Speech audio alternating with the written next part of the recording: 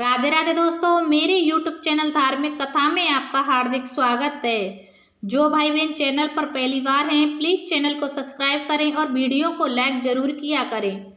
मैं आज आपको अमावस्या और पूर्णिमा दो बहनों की कथा सुना रही हूँ, तो सभी को प्रेम से बोलना है शिव भगवान की जय। एक राज्य में एक राजा और एक रानी रहते थे, जिनकी 4 संतानें थीं, 2 लड़के और 2 लड़की। एक लड़की का नाम पूर्णिमा तथा दूसरी लड़की का नाम अमावस्या था। पूर्णिमा घर के कामों में निपुण थी और घर का पूरा काम करती थी और भगवान की पूजा अर्चना भी किया करती थी। इसके अतिरिक्त वह गौ माता की सेवा भी किया करती थी और उसकी दूसरी बहन अमावस्या ना ही घर का कोई काम करती थी और ना ही भगवान की पूजा अर्चना करती थी और ना ही गौ माता की सेवा करती थी। पूर्णिमा सर्वगुण संपन्न थी, फिर भी राजा और रानी अपने दोनों बेटों तथा पुत्री अमावस्या को ही प्यार किया करते थे और वह पूर्णिमा से प्यार नहीं करते थे, उसके साथ भेदभाव करते थे। राजा के चारों पुत्र और पुत्री धीरे धीरे बड़े हो रहे थे। जब वे बड़े हो गए तो राजा ने अपने दोनों पुत्रों का विवाह योग्य कन्याओं के साथ करा दिया। इसके बाद रानी ने राजा से कहा कि अब दोनों पुत्री विवाह के योग्य हो गई हैं और इनका भी विवाह कर दीजिए, लेकिन पुत्री अमावस्या का विवाह किसी बड़े खानदान में करना और पूर्णिमा का विवाह किसी गरीब परिवार में कराना, क्योंकि पूर्णिमा को केवल भगवान की पूजा पाठ करना ही पसंद है और गाय की सेवा करना पसंद है। अब रानी ने राजा को दोनों पुत्रियों का रिश्ता तय करने के लिए भेज दिया। राजा ने अपने पड़ोसी राज्य में जाकर वहां के राजा के पुत्र से अमावस्या का रिश्ता तय कर दिया और वही पास के गांव में जाकर एक गरीब परिवार के लड़के से पुत्री पूर्णिमा का रिश्ता भी तय कर दिया। यह सारी बात जाकर राजा ने अपनी रानी से बताया तो रानी यह सोचने लगी कि अब देखते हैं कि भगवान इसकी मदद कैसे करते हैं। यह बहुत ही पूजा पाठ करती है और भगवान में मग्न रहती है। पूर्णिमा का कोई और उसकी भाभी पूर्णिमा से बहुत प्यार करते थे, क्योंकि पूर्णिमा उनके घर के कामों में उनका साथ देती थी और कामों में उनका हाथ बटाती थी और यही उनकी दूसरी बहन अमावस्या उन पर अपना लोभ जमाती थी और घर का कोई कार्य नहीं करती थी। कुछ समय बीत जाने के बाद दोनों पुत्रियों का विवाह हो जाता है। राजा और रानी की विवाह के बाद अपनी दोनों पुत्रियों को विदाई देते हैं। विदाई देते समय राजा और रानी पुत्री अमावस्या को बहुत सारा धन और दौलत देकर विदा करते हैं और पूर्णिमा को भी कुछ भी नहीं देते, खाली हाथ अपने घर से विदा करते हैं। इसके बाद दोनों बहनें अपने अपने ससुराल को चली जाती हैं। कुछ दिन बीत जाते हैं और एक दिन अमावस्या अपने घर पर शिवजी की कथा रखती है, जिसमें वह सभी गांव वाले को निमंत्रण देती है और अपनी बहन पूर्णिमा को नहीं बुलाती। जब गांव की सभी औरतें अमावस्या के यहाँ जाती हैं तो यह सब दृश्य पूर्णिमा अपने घर के दरवाजे के बाहर बैठकर देख रही होती है। तब वहां से गुजर रही औरतें पूर्णिमा से कहती हैं कि तुम्हारी बहन के यहाँ शिवजी की कथा रखी है, क्या तुम नहीं चलोगी? पूर्णिमा ने कहा, मुझे निमंत्रण नहीं आया है, मैं नहीं जा सकती। सभी गांव की औरतों ने पूर्णिमा से कहा, बुलाया नहीं तो क्या हुआ, भगवान शिव की कथा है, तुम हमारे साथ चलो। गांव की सभी औरतों की बात मानकर पूर्णिमा भी उनके साथ भगवान शिव की कथा में अमावस्या के घर चली जाती है। जब अमावस्या की नज़र पूर्णिमा पर पड़ती है तो वहाँ कहती है कि तुम यहाँ कैसे चली आई, मैंने तो तुम्हें बुलाया नहीं था। खैर कोई बात नहीं है, अब तुम आ ही गई हो तो चुपचाप बैठी रहना। और यह कहते हुए अमावस्या में पूर्णिमा की गरीबी का भी मजाक उड़ाया। पूर्णिमा की आंखों में आंसू आ गए और रोते रोते मन ही मन में पूर्णिमा भगवान शिव से विनती करती है, हे भगवान, क्या आप पूजा पाठ करना गलत है? गौ माता की सेवा करना गलत है? आखिर मेरी गलती क्या है? आप मुझ पर अपनी कृपा दृष्टि कब बनाएंगे? पूर्णिमा बार बार भगवान शिव से यही कहती रहती। इतने में शिव कथा पूरी हो जाती है और अमावस्या भगवान का प्रसाद बांटने लगती है। वह सभी लोगों को प्रसाद देती है, लेकिन पूर्णिमा को वहां प्रसाद नहीं देती। पूर्णिमा बिना प्रसाद के ही अपने घर लौट जाती है। रास्ते में वह यहाँ सोचते हुए चलती है कि यदि बच्चे उसके कथा का प्रसाद मांगेंगे तो वह उन्हें क्या जवाब देगी। उसने सोचा था कि वह अपने मायके, अपने भाई और भौजाई के यहाँ जाएगी और वहाँ जाते हुए वहाँ बच्चों के लिए कुछ लेकर जाएगी। ऐसा सोचते हुए वहाँ अपने घर वापस लौट आई।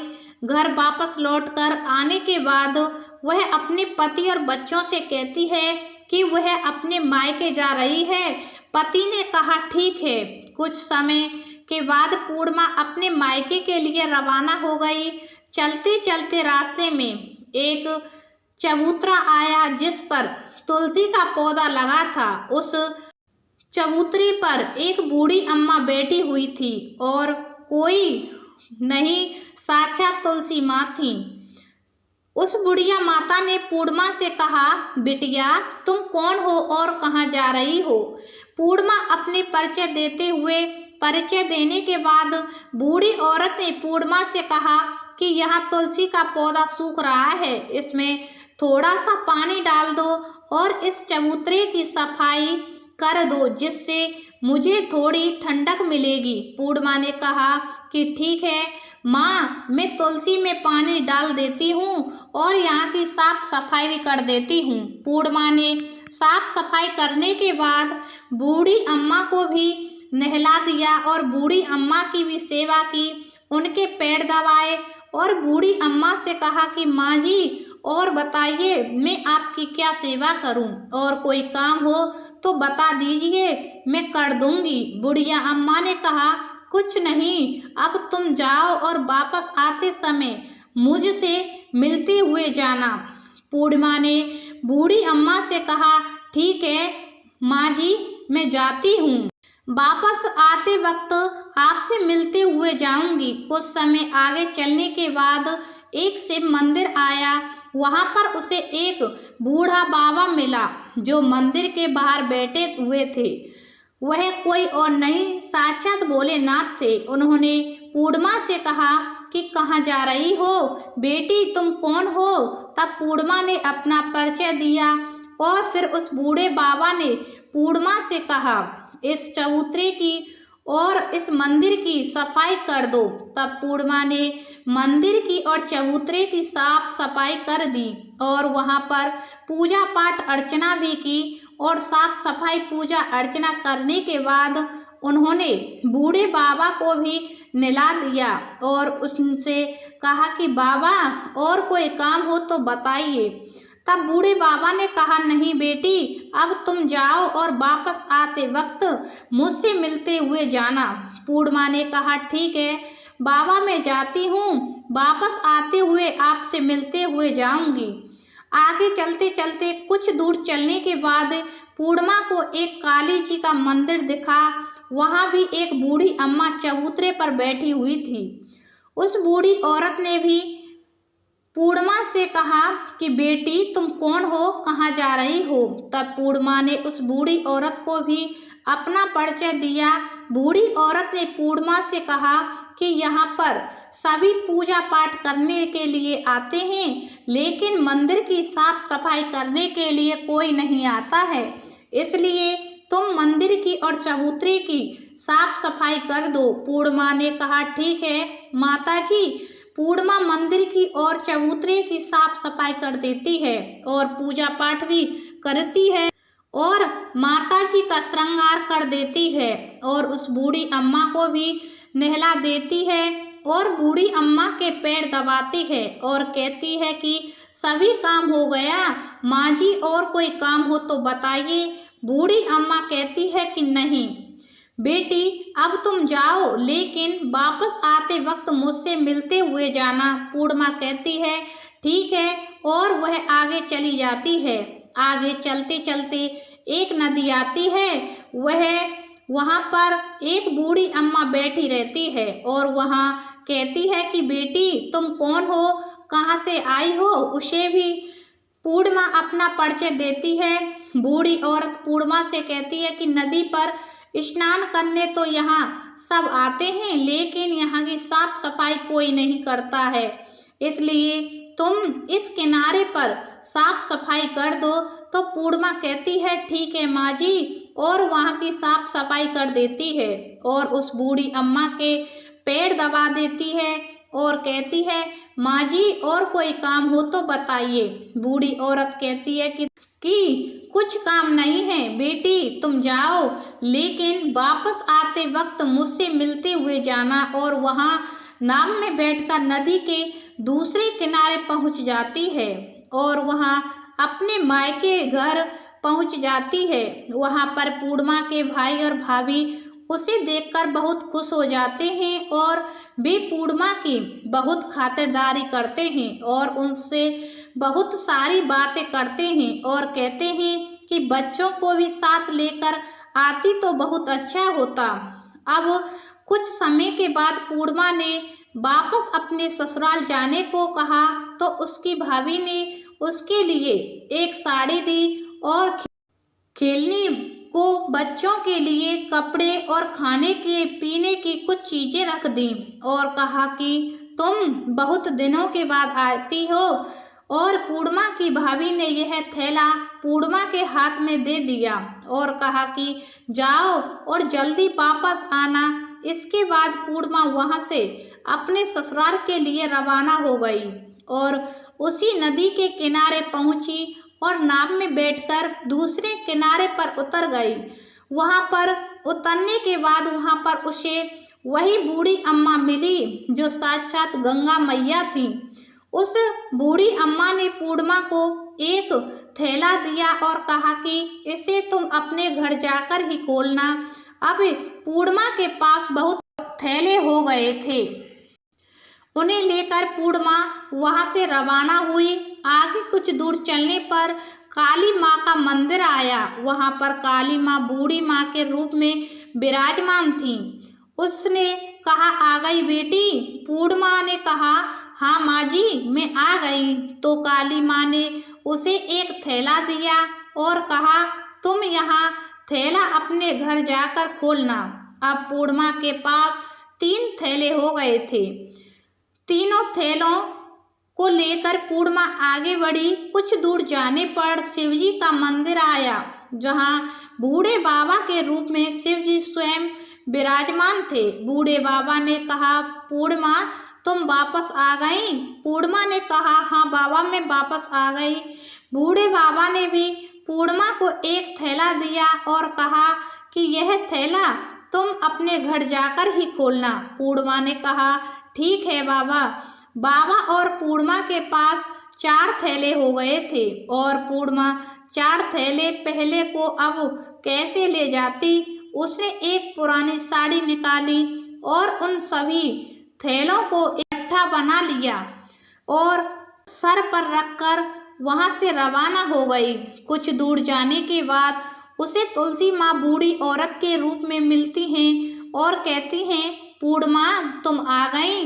पूर्णिमा कहती है हाँ माँ जी आ गई और बूढ़ी औरत ने भी उसे एक थैला देती है और कहती हैं कि यह थैला तू अपने घर जाकर ही खोलना। पूर्णिमा कहती है ठीक है माँ जी। अब पूर्णिमा के पास 5 थैले हो गए थे। पूर्णिमा वहाँ से रवाना हुई तो वापस अपने घर पहुँच गई। पूर्णिमा ने थैलों को नीचे रखा और सबसे पहले अपने मायके का थैला खोलकर देखने लगी। उसमें बच्चों के लिए अच्छे अच्छे कपड़े और खाने पीने की चीज़ें थीं और उसमें कुछ गहने भी थे। पूर्णिमा ने कपड़े अपने बच्चों को दिए और खाने पीने की चीज़ भी बच्चों को दे दी। बच्चे यह सब पाकर बहुत खुश थे। अब पूर्णिमा ने दूसरा थैला खोला जो उसे गंगा मैया ने दिया था। उसमें ढेर सारे हीरे जवाहरात सोना चांदी आदि थे। इसके बाद अब पूर्णिमा ने तीसरा थैला खोला जो उसे काली माँ ने दिया था। उसमें बहुत सारा सोना श्रृंगार का सामान भरा हुआ था। इसके बाद पूर्णिमा ने चौथा थैला खोला जो उसे भगवान शिव ने दिया था। उसमें बहुत सारा धन संपत्ति भरे हुए थे और बहुत सारी खुशियां भरी हुई थी। इसके बाद अब पूर्णिमा ने पांचवा थैला खोला जो उसे तुलसी माता ने दिया था। उसमें चावल, दाल, 7 प्रकार की खाने की चीजें भरी हुई थी। अब पूर्णिमा के घर में किसी भी प्रकार की कमी नहीं थी। उसका घर धन धान्य से भरा हुआ था और परिपूर्ण था। अब पूर्णिमा और उसका परिवार खुद सुख में जीवन व्यतीत करने लगा। अब पूर्णिमा के मन में विचार आया कि क्यों ना शिवजी की कथा कराई जाए और शिवजी की कथा में एक कार्यक्रम रखा। पूर्णिमा ने गांव के सभी लोगों को निमंत्रण दिया और घर घर जाकर सभी लोगों को बुलाया। पूर्णिमा अपनी बहन अमावस्या के घर भी गई और अमावस्या को भी शिवजी की कथा के लिए उसने अपने घर बुलाया। जब अमावस्या पूर्णिमा के घर शिवजी की कथा में आई तो उसने देखा कि पूर्णिमा के घर में किसी भी प्रकार की कोई चीज की कमी नहीं है। इतना सारा धन दौलत देखकर अमावस्या आश्चर्यचकित हो गई। उसने पूर्णिमा से कहा कि तुम्हारे घर में इतनी धन और दौलत कहाँ से आई? पूर्णिमा ने कहा, देखो बहन, तुमने शिवजी की कथा में मुझे नहीं बुलाया था, फिर भी मैं चली आई और तुमने मुझे प्रसाद तक नहीं दिया और मेरी गरीबी का मजाक भी उड़ाया। उसके बाद मैं अपने घर गई और घर आते हुए मन ही मन में सोच रही थी कि अपने मायके जाऊंगी और मैं अपने मायके चली गई और जो कुछ घटना इस बीच हुई वह सभी घटना अपनी बहन अमावस्या को बताती है। तो अमावस्या कहती है कि तुम भी मुझे प्रसाद मत दो और मुझे डांट लो, लेकिन पूर्णिमा ने कहा कि यह तो भगवान का प्रसाद है, मैं तो सबको दूंगी और तुम्हें भी दूंगी। फिर भी अमावस्या ने प्रसाद नहीं लिया और वह सीधे अपने घर चली गई।